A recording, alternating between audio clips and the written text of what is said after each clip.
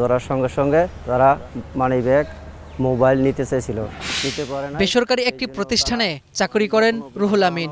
মাসখানেক আগে অফিসে যাওয়ার পথে ছিনতাইকারীর কবলে পড়েন। জোরপূর্বক মোবাইল মানিব্যাগ কেড়ে নেওয়ার সময় বাধা দিলে আক্রমণের শিকার হন তিনি। সেই বিভীষিকাময় ঘটনার বর্ণনা দেন এখন টিভিকে। হঠাৎ করে আমাকে 4-5 জন অ্যাটাক করছে, আমাকে ছুরি দিয়ে আঘাত করছে। তখন আমার হাত জখম হয়ে গেছে। তখন রক্তাক্ত অবস্থা আমাকে কিছু সংখ্যক লোক আমাকে ঢাকা মেডিকেলে নিয়ে যায়। মেডিকেলে নেওয়ার সাথে সাথে আমাকে ইমার্জেন্সি ভর্তি করা হয়। রাজধানী ঢাকায় হরহামেশায় যে অপরাধগুলো ঘটে থাকে তার অন্যতম হলো ছিনতাই। ছিনতাইয়ের সম্মুখীন হওয়ার পর অনেক সময় ঝামেলা এড়াতে মামলা করতে চান না ভুক্তভোগীরা। মানে আমার পিছন থেকে ধরছে, 2 জনে ধরছে, আর সামনে একজন ছিল। তো আমার কাছে ফোন ছিল, একটা হেডফোন ছিল, পানি ব্যাগে টাকা ছিল, এগুলো সব নিয়ে গেছে। আমাকে মনে করেন রাস্তার ভিতরে একা মনে করেন ছিনতাইকারী ধরছে, গলায় ছুরি ধরা। আমার যদি বলে যে তোমার গাড়ি আমি রেখে দিব, এখন আমার কিছু করণীয় আছে ওই টাইমে। কোনো সময় ছিনতাই করতে গিয়ে ধরা পড়েন এসব অপরাধীরা। তখন বেরিয়ে আসে চাঞ্চল্যকর তথ্য। এই যেমন ডেমরা এলাকায় ছিনতাই করতে গিয়ে হাতে নাতে ধরা পড়েন মোহাম্মদ নাদির ওরফে নাদিরা। সিসিটিভি ফুটেজও মেলে তার প্রমাণ। খোঁজ নিয়ে জানা যায় ভুক্তভোগী শতাধিক। 10টা বাজলে বাড়িতে পারি না এরকম মনে হয়। 4-5 জন আমার লগে মহিলা ছিল, আমার ভাই ছিল। আমি এই গেট দিয়ে ঢুকছি, ওরা 3 জন দেখছি এখানে ছিল, আরেকজন ওই পাশ দিয়ে আসছে। আসার পরে মহিলা মানুষ তো আতঙ্কে চিৎকার পারতেছে। আর ব্যাপারে এমন কোনো লোক নাই আপনারা জিজ্ঞাসা করলে বলবেন 12টা বাজে আনতে যাইতেই পারে না। 12টা বাজে কোনো পাবলিক লোক গেলেই রেখে দেয়। পুলিশের হাতে গ্রেফতার হওয়ার পর জানা যায় এই চক্রের প্রধান নাদিরের বিরুদ্ধে রয়েছে 24টি মামলা। ছিনতাই, ডাকাতি, মাদক, অস্ত্র মামলার পাশাপাশি রয়েছে খুনের মামলাও। গত 10 বছরে আইন শৃঙ্খলা বাহিনীর হাতে বিভিন্ন মামলায় যতবার গ্রেফতার হয়েছে ততবারই জামিনে বের হয়ে জড়িয়েছে একই অপরাধে। ছিনতাইয়ের সাথে বেশ ভাসমান লোকজন জড়িত।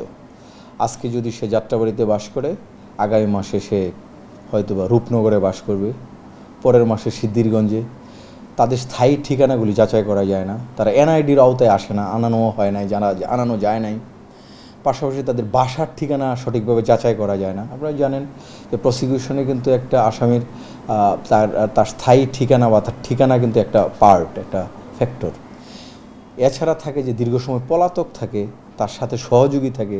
সহযোগীদের গ্রেফতার না করার জন্য পুলিশ একটু ডিলে করে, যে সহযোগী গ্রেফতার করে হয়তো বা চার্জশিটটা দিব। সকল কিছু মিলিয়ে হয়, দেরি হয়ে যায়।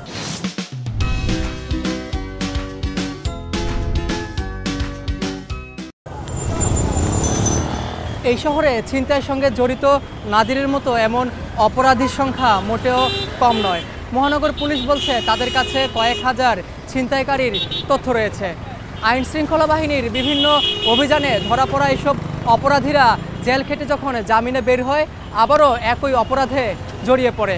কিন্তু প্রশ্ন হলো, একজন আসামির বিরুদ্ধে যখন এত মামলা, সে কিভাবে এত সহজেই জামিন পেয়ে যায়? আর তার এই জামিনের পেছনে কারা কাজ করে জানতে চাই আইনজীবীদের কাছে। ডাকাতি হওয়ার জন্য কিছু এলিমেন্ট স্যাটিসফাই করতে হবে, ছিনতাই হওয়ার জন্য কিছু এলিমেন্ট স্যাটিসফাই করতে হবে।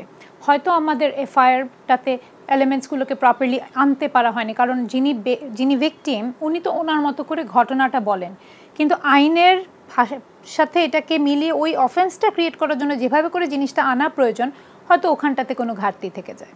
যারা কিনা এই মামলায় সাক্ষী দিত, পুলিশকে সহায়তা করতে হয়তো বা, তারা সহায়তা করতে পারে না, তাদের ভয়েই আর সহায়তা করতে পারে না। তাদের ভয়ে যখন সহায়তা করতে পারে না, তখন তদন্ত রিপোর্টটা সঠিকভাবে আসে না। তদন্ত রিপোর্টটা যখন সঠিকভাবে আসে না, তাহলে তো মামলাটা কিভাবে টিকবে? ছিনতাইয়ের সময় প্রায়ই ঘটছে খুনের ঘটনাও। ফলে প্রচলিত আইনের ধারা সংশোধন করা প্রয়োজন মনে করেন সমাজ ও অপরাধ বিজ্ঞানীরা। চুরি ছিনতাইকে আর মাইনর ক্রাইম হিসাবে বা ছোটোখাটো অপরাধ হিসাবে গণ্য করার কোনো সুযোগ নেই, কারণ ডাকাতি বা ছিনতাই করতে গিয়ে কাউকে হত্যা করছে। সব কিছু মিলে একটা চক্র তো গড়েছে, সেই চক্রকে সহযোগিতা করার জন্য আরও অনেক ব্যক্তি বিভিন্ন প্রতিষ্ঠানের ধাপে ধাপে বা রন্ধ্রে রন্ধ্রে কিন্তু রয়েছে। এদের বিরুদ্ধে ব্যবস্থার একটা প্রসঙ্গ, পাশাপাশি আইন পরিবর্তন করে এটাকে সহজে জামিনযোগ্য অপরাধের এই ধারাটা যদি পরিবর্তন করে যায়, কিছুটা হলেও, পুরোপুরি বন্ধ হবে এটা আমি বলছি না, বলার সুযোগও আমি দেখছি না, কিন্তু কিছুটা হলেও একটা পরিবর্তন আসবে। প্রচলিত আইনের ফাঁকফোকর বন্ধ করার পাশাপাশি ছিনতাই রুখতে নাগরিকদের সম্মিলিত প্রতিরোধ তৈরি হলেই কমে আসবে এসব অপরাধ, এমনটাই বলছেন বিশ্লেষকরা।